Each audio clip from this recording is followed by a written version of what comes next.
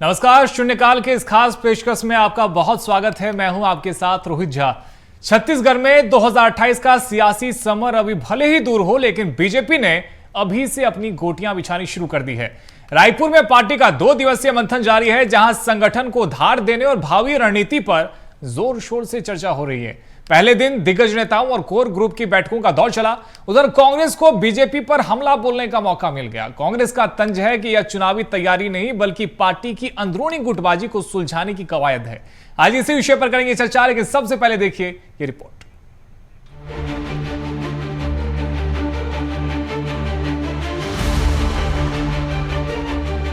छत्तीसगढ़ में 2028 का सियासी संग्राम अभी दूर है, लेकिन बीजेपी ने अभी से अपनी बिसात बिछाकर बाकी दलों को सतर्क कर दिया है। विधानसभा सत्र खत्म होते ही राजधानी रायपुर में आयोजित 2 दिवसीय बैठक इसी सियासी मुस्तैदी का सबूत है। इसमें राष्ट्रीय सह संगठन महामंत्री शिव प्रकाश, मुख्यमंत्री विष्णुदेव साय, प्रदेश अध्यक्ष किरण सिंह देव समेत तमाम शीर्ष नेता मौजूद रहे। बैठक में पुराने कामकाज की समीक्षा के साथ ही बूथ स्तर तक संगठन को मजबूत करने की भावी रणनीति पर गहन मंथन हुआ। पार्टी का मुख्य एजेंडा सरकार की जन कल्याणकारी योजनाओं को घर घर पहुंचाना और नए कार्यक्रमों के जरिए जनता से सीधा संवाद बढ़ाना है। साफ है, बीजेपी ने मिशन 2028 के लिए अभी से कमर कस ली है। भारतीय जनता पार्टी की इस बैठक में जो पिछले समय 12 साल बेमिसाल के कार्यक्रम लगातार सभी स्थानों पर, सभी जिलों में संपर्क अभियान के नाते और अनन्य संगोष्ठी सेमिनार के नाते केंद्र सरकार के 12 वर्ष पूरा होने के और जन कल्याणकारी योजनाओं को जनता तक ले जाने के कार्यक्रम जो हुए हैं उसकी समीक्षा हुई है। इसके साथ ही डॉक्टर श्यामा प्रसाद मुखर्जी जी के 125वीं जयंती को उनके बलिदान दिवस 23 जून से लेकर 6 जुलाई तक ये पूरे अनन्य कार्यक्रम जो हुए हैं उसकी समीक्षा हुई है। छत्तीसगढ़ भाजपा में शुरू हुआ 2 दिवसीय अहम बैठकों का दौर। 21 जुलाई को हुई भाजपा प्रदेश पदाधिकारियों की बैठक। 23 जुलाई से रविदास जयंती पर कार्यक्रमों की शुरुआत करेगी भाजपा। आगामी रणनीतियों के साथ पुराने निर्णय पर हुआ मंथन। स्वतंत्रता दिवस को लेकर भी तिरंगा अभियान चलाया जाएगा। 22 जुलाई सुबह प्रदेश महामंत्रियों की होगी अहम बैठक। 22 जुलाई दोपहर में होगी प्रदेश प्रकोष्ठ संयोजकों की बैठक। इधर बीजेपी का दावा है कि संगठन और सरकार के बीच बेहतर समन्वय बनाकर पार्टी 2028 के चुनाव में भी जीत का लक्ष्य हासिल करेगी। वहीं भाजपा के संगठन पर तंज कसते हुए कांग्रेस पूर्व मंत्री शिव डहरिया ने कहा, भाजपा में बहुत ज्यादा गुटबाजी है। देश की कानून व्यवस्था एक तरफ और छत्तीसगढ़ की एक तरफ। इनका कोई मंत्री ठीक से जवाब नहीं दे पाता। एक दूसरे के खिलाफ भाजपा के नेता चल रहे हैं, रिमोट कंट्रोल से चल रहे हैं। तो भारतीय जनता पार्टी की पूरे देश में आज स्थिति खराब है। हमारे छत्तीसगढ़ में तो आप देख रहे हैं कानून व्यवस्था की स्थिति इतनी खराब है और सारे विभाग फेल हैं। अभी विधानसभा में जो हमारा विश्वास प्रस्ताव आया था, कोई भी मंत्री ने ठीक से जवाब नहीं दिया। तो निश्चित रूप से और सब एक दूसरे के खिलाफ भारतीय जनता पार्टी के लोग चल रहे हैं। तो जो गुटबाजी है वो भारतीय जनता पार्टी को ले डूबेगी। फिलहाल बीजेपी की 2 दिवसीय बैठक से स्पष्ट संकेत मिल चुका है कि पार्टी पूरी तरह से चुनावी मोड में आ गई है और आगामी चुनावों के लिए अपने संगठन को सक्रिय कर रही है। सत्ताधारी दल की इस तेजी और जमीनी हलचल के बाद अब सभी की निगाहें मुख्य विपक्षी दल कांग्रेस पर टिकी हुई है। अब देखना ये होगा कि कांग्रेस सत्तारूढ़ बीजेपी को कड़ी टक्कर देने के लिए अपनी रणनीति, जनसंपर्क और चुनावी अभियानों को किस तरह धार देती है। आने वाले दिनों में दोनों प्रमुख दलों के बीच शह-मात का ये दौर प्रदेश की राजनीति को एक नई दिशा देगा और राजनीतिक सरगर्मी को और बढ़ाएगा। बीएसटीवी के लिए शिवम दुबे की रिपोर्ट। तो रिपोर्ट आपने देखी। इसी विषय पर करने की चर्चा हमारे साथ में 2 बेहद खास मेहमान जुड़ गए हैं। मेहमानों से आपका परिचय करवा देते हैं। हमारे साथ में बीजेपी से सुनील चौधरी जी जुड़े हैं। सुनील जी, बहुत स्वागत है आपका। साथ ही हमारे साथ में जाने माने वरिष्ठ पत्रकार बाबूलाल शर्मा जी भी जुड़े हैं। बाबूलाल जी, आपका भी बहुत स्वागत है। सबसे पहले बाबूलाल जी, आप ही के पास में आते हैं। जरा समझाइए, बताइए किस तरह से आप इन बैठकों को देखते हैं। जिस तरह से पहले चिंतन शिविर हुआ, फिर उसके बाद में अब हम देख रहे हैं बीजेपी पदाधिकारियों की, बीजेपी कोर ग्रुप की बैठकें लगातार हो रही है। क्यों इसे 2028 से जुड़कर देखा जा रहा है? देखिए, भाजपा के लिए बैठकें करना कोई नई बात नहीं। पहली बात, सभी स्तर पर क्रमबद्ध बैठकें भाजपा की सालाना स्वाभाविक कार्य है। ये मैं बहुत लंबे समय से देख रहा हूँ, और ये सभी पार्टियां करती है, बैठ के सभी पार्टियां करती, कमोबेश। भारतीय जनता पार्टी जो है पर्टिकुलर रहती है इस मामले में, और कांग्रेस जो है समय समय पर अपने हिसाब से जैसा समय आता है उस प्रकार से बैठ के करके जो है हर स्तर पर अपना काम करती है। और भविष्य की रणनीति और वर्तमान में जो भी गड़बड़ हो रहा है या गलत हो रहा है उसको सुधार करने की जरूरत हो, उस पर बात होती है, और पूरी गुंजाइश इस बात की रहती है। वो बैठकों में सारी बातें जो है हो जाती हैं, और उसकी जो गुंजाइश रहती है उसको पूरा किया जाता है। कानून व्यवस्था की जो स्थिति है वो इस वक्त भारतीय जनता पार्टी की सरकार में थोड़ा लचर हो गई, कमजोर पड़ गई। आए दिन जो है घटनाएं घट रही हैं, और बड़ी बड़ी घटनाएं ऐसी जो कभी पहले पूर्व में कभी सुनने में नहीं आई, देखने में नहीं आई, वैसी घटनाएं घटी है। तो निश्चित रूप से इन बैठकों में उस पर भी चर्चा जरूर होती होगी। ऐसे कंफर्म तो हम लोग नहीं कह सकते, लेकिन निश्चित रूप से उस पर चर्चा होगी, और उससे जो नुकसान भारतीय जनता पार्टी का हो रहा है, सरकार का हो रहा है, सरकार का नाम खराब हो रहा है, तो उस पर भी चर्चा होती होगी। और राष्ट्रीय स्तर पर जो तो बाबूलाल जी, क्या ये घटनाक्रम संगठन चलता मानता है कि कानून व्यवस्था की वजह से पार्टी को नुकसान पहुंच रहा है?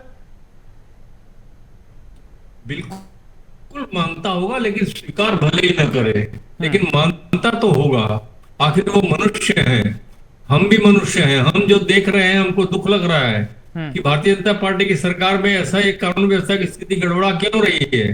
तो निश्चित रूप से वो भी विचार करते होंगे कि कहीं ना कहीं जो है हमको ठीक करना पड़ेगा, और उसकी कोशिश में लगे रहते हैं। और जो है जो राष्ट्रीय जो घटनाक्रम चलता है उसका जो नुकसान राज्य को पड़ सकता है, उसका मुकाबला हम कैसे करें, सोशल मीडिया में उसका सामना कैसे करें, कैसे मामले को डाइवर्ट करें, डैमेज कंट्रोल करें, इस पर भी विचार विमर्श होता है। और आगे हम चुनाव के, देखिए भारतीय जनता पार्टी हमेशा 24 घंटे 24x7 और 365 दिन ठीक बात है, चुनावी मोड में रहती है। बिल्कुल बिल्कुल बाबूलाल जी, इसको लेकर हम चर्चा भी करते हैं। अब एक बार जरा कांग्रेस के पास में चलते हैं, हमारे साथ में अमित श्रीवास्तव जी भी जुड़ गए। अमित जी, बहुत स्वागत है आपका। अमित जी, जरा बताइए आखिर क्यों आप ये कह रहे हैं कि भारतीय जनता पार्टी में गुटबाजी हावी है? क्योंकि अब तक तो भारतीय जनता पार्टी गुटबाजी को लेकर के आपको घेरती थी, लेकिन अब जब भारतीय जनता पार्टी ये कह रही है कि हम संगठन को मजबूत करने को लेकर के, योजनाओं को घर घर पहुंचाने को लेकर के हम बैठक कर रहे हैं, फिर क्यों कांग्रेस पार्टी को ऐसा लग रहा है कि भारतीय जनता पार्टी में गुटबाजी है? देखिए, इसलिए कि इस डबल इंजन की सरकार में आप देखिए कि यहां पर जो इंजन है वो आपस में एक दूसरे को पत्र लिख रहे हैं, और पत्र लिख के बताया जा रहा है कि भाई हमारे यहाँ प्रधानमंत्री जो आवास है वो इतने इतने हमने बनाए हैं और इतना इतना सैंक्शन हुआ है। मतलब जब हम कहते हैं, सांसद जी पत्र लिखते हैं कि ये काम नहीं हो रहा है, सरकार यहाँ गलत कर रही है, और जिस प्रकार का विधानसभा भी हमारे यहाँ 17 तारीख की खत्म हुआ है, उस पे जो चर्चा हमने देखी, तो निश्चित तौर पे कुछ तो अच्छे मंत्री भी हैं, लेकिन कुछ अनुभवहीन मंत्रियों का खामियाजा प्रदेश की जनता को भी भुगतना पड़ रहा है। जवाब नहीं आ पा रहा था, सत्ता पक्ष के विधायक उन्हें लगातार घेर रहे थे, पहली चीज। दूसरी चीज, मैं आपके माध्यम से एक और चीज कहना चाहता हूँ कि लगातार बीजेपी बैठकें तो कर रही है, और बैठकें कर ले, हमें कोई गुरेज भी नहीं, कहीं कोई दिक्कत भी नहीं है, लेकिन जनता पूछ रही है साहब कि हर महीने की इस बैठक पे क्या कभी महंगाई, बेरोजगारी और किसानों की समस्या पर कुछ समाधान के लिए कुछ चर्चा आप लोग करते हैं, या कार्यकर्ताओं की भलाई के लिए कुछ आप लोग करते हैं क्या? देखिए, वही गिने चुने 15 सालों में कार्यकर्ताओं को निगम मंडल में पद बांटा गया, फिर अभी उन्हीं में से कुछ छांट पीट करके इधर उधर पद करके उनको बांट दिया गया। और एक इनके प्रवक्ता ने स्वतः ही कहा था कि हमारे यहाँ परिश्रम से नहीं परिक्रमा से पद मिलता है, ठीक है, और उन प्रवक्ता को हटा दिया गया था। मतलब आप बैठक करिए, कहीं कोई दिक्कत नहीं है, हर संगठन में बैठक होती है और होना भी चाहिए। ठीक है, एक बार सुनील जी के पास में चलते हैं। ठीक है अमित जी, आप ही के सवालों को लेकर के सुनील जी के पास में चलते हैं। सुनील जी, जरा बताइए कि इन बैठकों में क्या बातचीत होती है, किन मुद्दों को लेकर के चर्चा की जाती है? क्योंकि अमित श्रीवास्तव जी तो साफ तौर पर ये कह रहे हैं कि गुटबाजी को दूर करने की कोशिश की जाती है, कार्यकर्ताओं को कैसे मनाया जाए इसको लेकर भी मंथन किया जाता है। असल में होता क्या इन बैठकों में? जी राम राम, जय जोहर, जय छत्तीसगढ़ जी।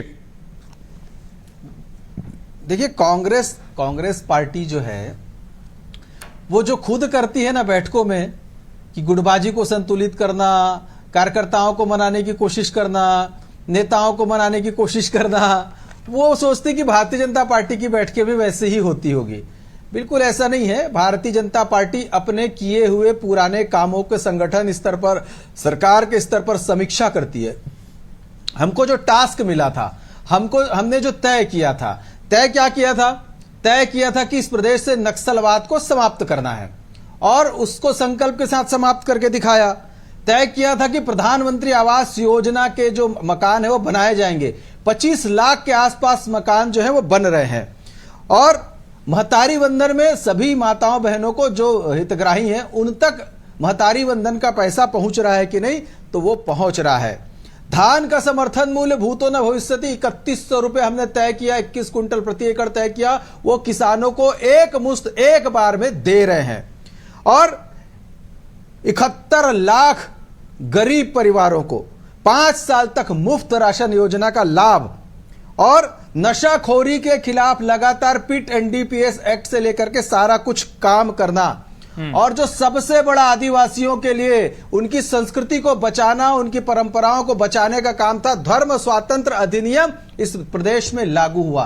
तो ऐसे बहुत सारे काम है, भाजपा करती है, समीक्षा करती है और आने वाले समय में क्या करना है उसकी कार्य योजना बनाना और उस कार्य योजना को बना करके और कार्य योजना को आगे लेकर के जाने का काम यह भारतीय जनता पार्टी करती है। अभी शिव डहरिया जी बोल रहे थे, मैं सुन रहा था, ये वही शिव डहरिया जी है ना जो अवैध कब्जेबाज मंत्री थे रायपुर में, जिन्होंने बड़ा कब्जा कर लिया था सामुदायिक भवन पे। और छत्तीसगढ़ के टोटी चोर इन्हीं को कहते हैं।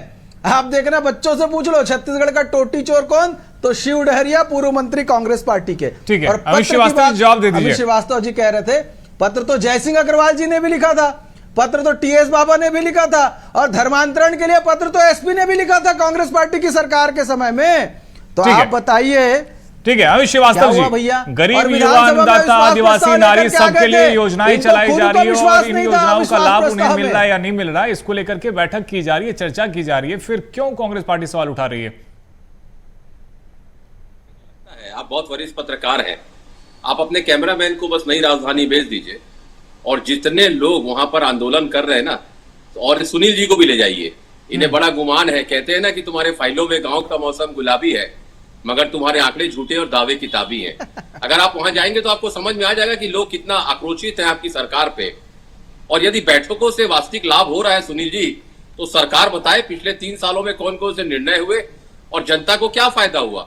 अभी आप बैठकों की बात कर रहे थे तो मैं बताना चाहता हूं क्योंकि बैठकों के बाद समाधान भी निकालते हो कि कार्यकर्ताओं से ताली बजा के उनको लौटा देते हो और जनता खाली हाथ लौटती है उस बैठक से। आपकी आज तक जो हुई है, जनता को कुछ भी नहीं मिलता, कार्यकर्ताओं को कुछ भी नहीं मिलता। और प्रदेश को बैठक नहीं, बेहतर शासन चाहिए जिसमें रोजगार की बात हो, शिक्षा की बात हो, महंगाई से राहत की बात हो। लेकिन मैं लगातार आपके माध्यम से कहना चाहता हूं कि एक भी जनहित के मुद्दे पे आप बात करते हो, आपको वहां बात करना पड़ता है। ये तो पार्टी की बैठक है ना, इसमें अब जनता की समस्याओं को कितना ही शामिल किया जाएगा, ये तो आप भी जानते हैं। कांग्रेस पार्टी भी इस तरह की बैठक करती है।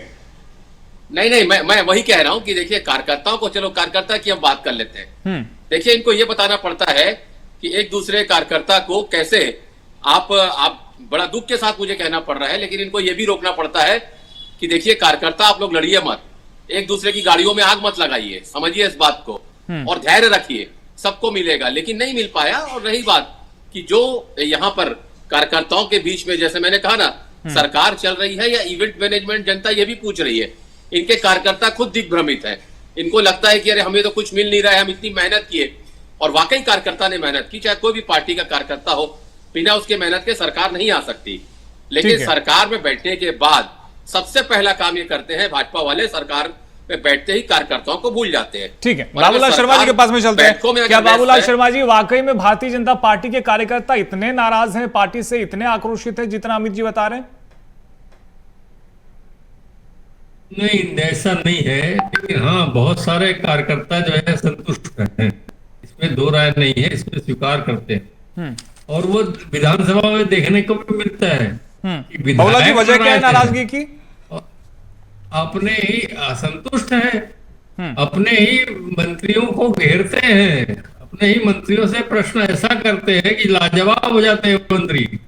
इसी सत्र में हमने देखा, पिछले सत्र में हमने देखा, उसके पहले के सत्र में हमने देखा, अजय चंद्राकर, धर्मलाल कौशिक, राजेश मूणत और भी बहुत सारे लोग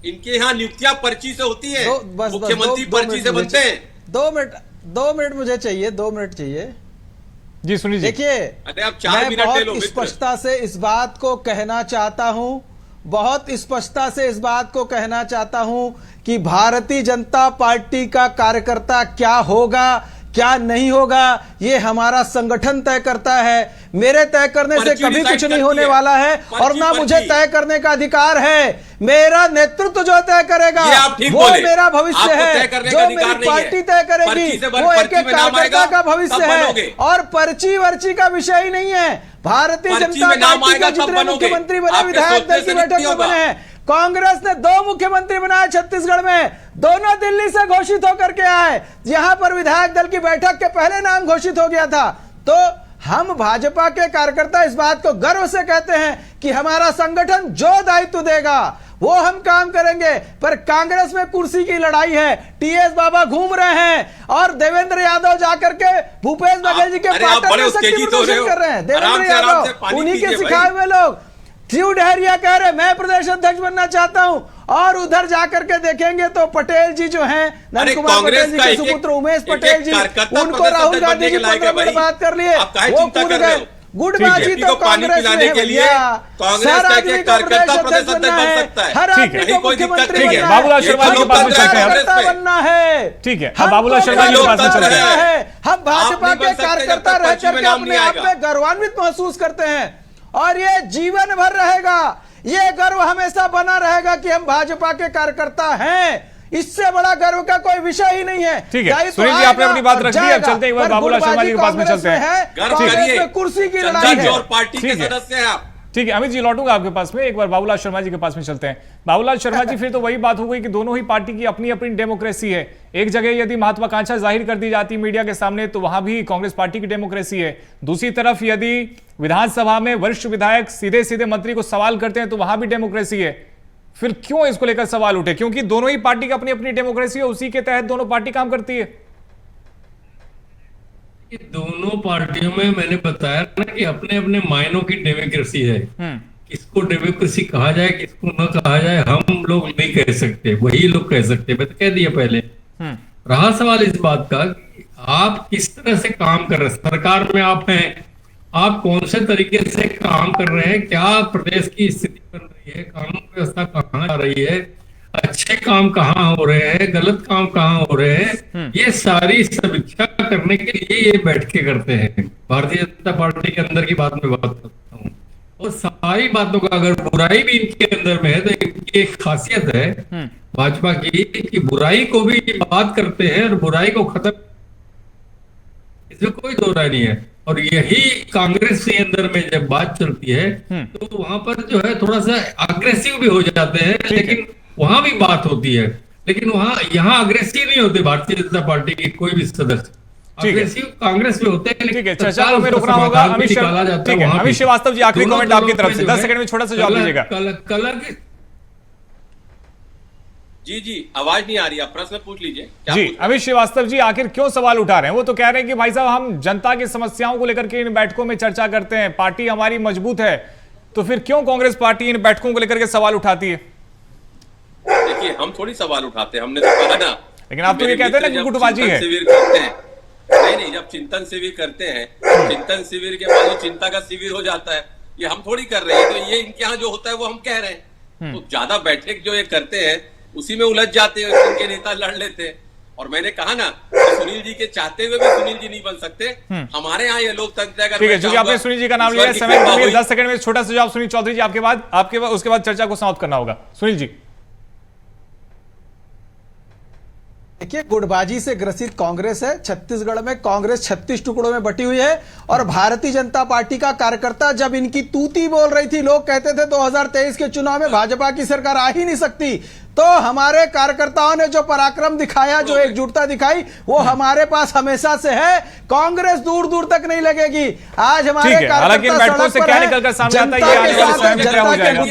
ठीक है, आप दोनों के हित में समय की कमी है, समय की कमी है। फिलहाल बहुत शुक्रिया अमित श्रीवास्तव जी, सुनील चौधरी जी और बाबूलाल शर्मा जी, आप तीनों का ही हमारे साथ जुड़ने के लिए। तो देखिए, भारतीय जनता पार्टी लगातार बैठकें कर रही है, बीजेपी पदाधिकारियों की बैठक हो, बीजेपी कोर ग्रुप की बैठक हो, लेकिन इन बैठकों को लेकर कांग्रेस पार्टी सवाल उठा रही है और कांग्रेस पार्टी यह कह रही है कि भारतीय जनता पार्टी के भीतर गुटबाजी है, जिसे खत्म करने के लिए इन बैठकों को आयोजित किया जा रहा है। तो जाहिर है कि आने वाले समय में भी इन बैठकों को लेकर के खूब सियासत होने वाली है। फिलहाल इस चर्चा में इतना ही। खबरों का सिलसिला जारी है, आप देखते रहिए BSTV। नमस्कार।